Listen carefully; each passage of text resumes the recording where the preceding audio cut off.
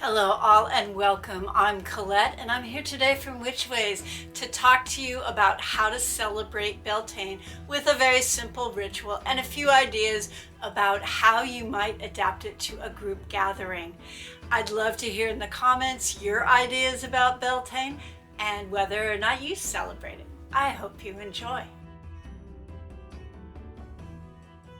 Beltane is also known as May Day, and it is celebrated throughout Celtic influenced lands. It's a holiday that celebrates fertility, sexuality, and purification from the winter, and it welcomes in the very start of summer. Beltane is usually celebrated around May 1st. However, some people celebrate it at the closest full moon. It's the midpoint between spring equinox and summer solstice. The actual midpoint this year falls around May 6th on the West Coast, but you can celebrate it anytime between now and mid-May. The ritual that I'm going to share today has both purification elements and celebratory elements.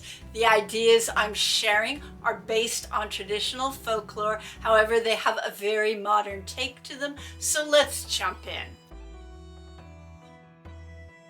Wear clothes that feel comfortable and beautiful to you. If you have enough privacy and it's something you feel comfortable with, you can certainly go without clothes if you like. Gather enough flowers to place a circle around yourself, even if you have to just place the flowers sporadically. If you are inviting others to this ritual, you can invite all of them to place flowers around the circle to help create that togetherness and sense of protection. As you place the flowers, hold the intention that flowers offer you their ability to radiate sexuality in whatever way that feels comfortable to you. Place a large cauldron or fireproof container in the middle of your circle. If you can't do that, light 2 candles. If you're going to use actual fire instead of the candles, gather some small dry twigs, some dried rosemary, some oak twigs, and oak bark. Traditionally, the fire would have been created entirely of oak wood and started by hand with friction. As you lay the fire, make sure that the oak is the first part that you lay down. Oak represents growth, expansion, protection, luck, and health. In some areas, they might have used the 9 sacred woods, which are willow, hazel, alder, birch, ash, yew, elm, and sun oak, which could have been apple or pine. There's disagreement about that.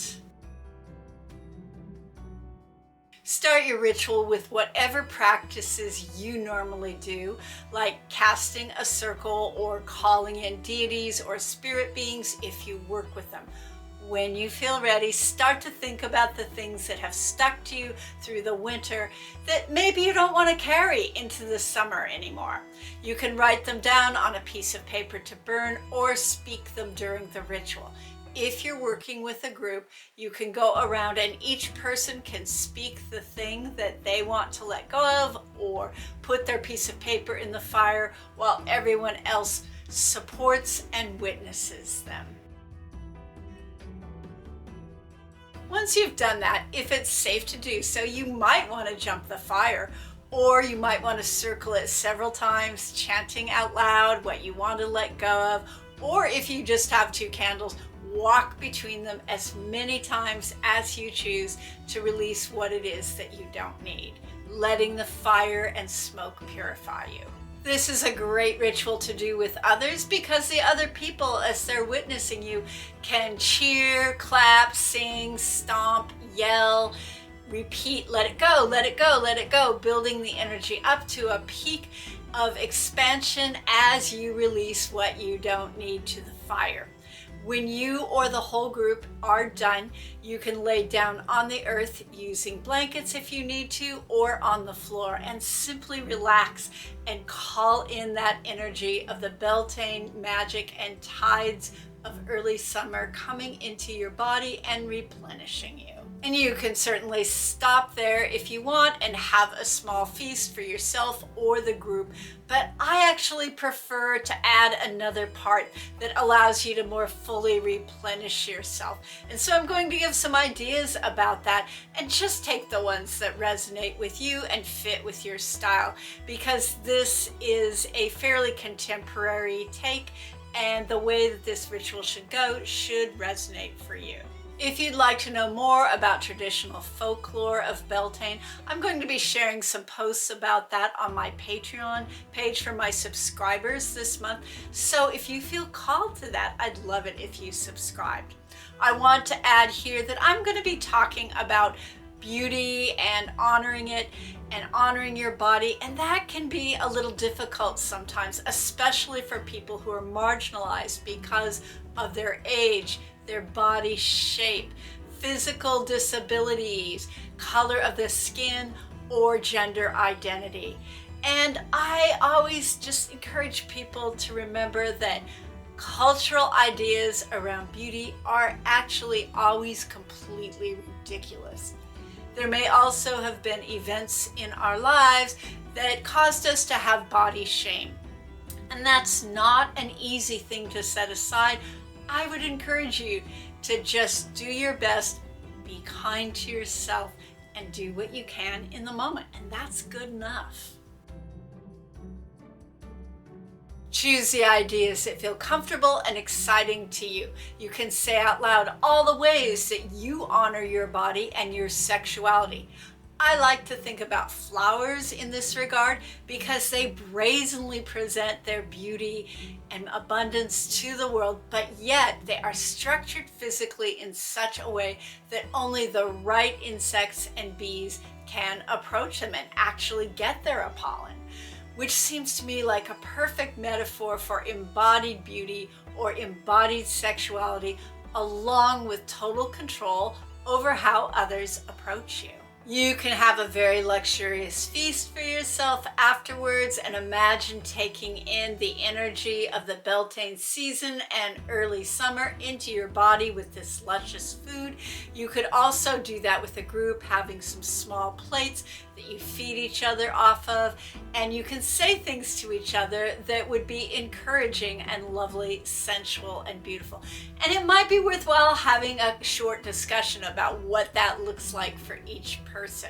So it could be things like, your body is perfect, you are sacred, your sexuality is just as it's meant to be, you are deity embodied in flesh. Another thing that I've seen people do is to take a small brush and the juice of berries and adorn yourself or each other if you're working with a group and that feels comfortable. You could also make a spirit map of yourself by drawing on a piece of paper an image, even if it's just a stick figure of yourself, and then writing sacred symbols around it with the magical paint or the berry juice, or special words that feel empowering to you, the names of deities, shapes, symbols, colors to adorn that map. Another thing that I've done is to place a few drops of lavender essential oil in about 1/4 cup of regular oil and use that as a massage oil. You can also place some rose water in a bowl, then anoint your hands with the oil or the water, or have someone else do that for you. Massage it into yourself, or again, you can have someone else do that on your hands if that feels comfortable to you, and say to yourself, everything I touch with these hands is sacred. You could also repeat the quote from Doreen Valiente's Charge of the Goddess, which says, all acts of love and pleasure are my rituals. And that comes from Wicca.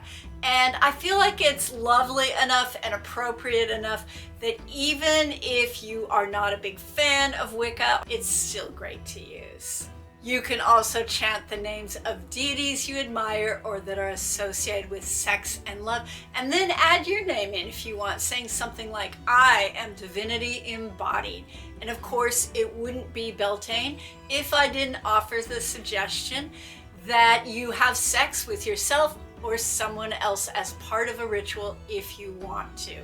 This is part about honoring yourself and your sexuality, and also about letting go of some of that fertility energy and sending it out to bless and honor the land so that it may be fertile and abundant. When you feel done with the ritual, if you haven't already feasted, have some lovely food for yourself as a way of coming back to your body and bringing the magic into yourself. Offer the energy back to the earth by placing your hands on the ground and letting a little extra of that abundance and fertility energy that you raised during the ritual return in appreciation. And if you called beings and deities, thank them, let them go, and open the circle. I'd like to end with this Beltane spell to invoke the gods' blessings, which comes from the Carmina Gadelica, which is a collection of Scottish Christianized prayers, charms, spells, and invocations. In some cases, they're really kind of barely Christianized at all. Bless, O threefold, true and bountiful, myself, my spouse, and my children, my tender children and their beloved mother at the head, on the fragrant plain at the gay mountain shieling, on the fragrant plain at the gay mountain shieling, everything within my dwelling or in my possession, all kine and crops, all flocks and corn, from Hallow Eve to Beltane Eve, with goodly progress and gentle blessing, from sea to sea and every river mouth, from wave to wave and base of waterfall. I really love that as an invocation. In general, it's very beautiful and it's very well thought out as an invocation to cover everything that might be needed to be blessed. Thank you so much for watching today's video, liking and subscribing. It's so important to feed those algorithm gods. They're hungry and need their offerings. So until next time, stay safe and be well.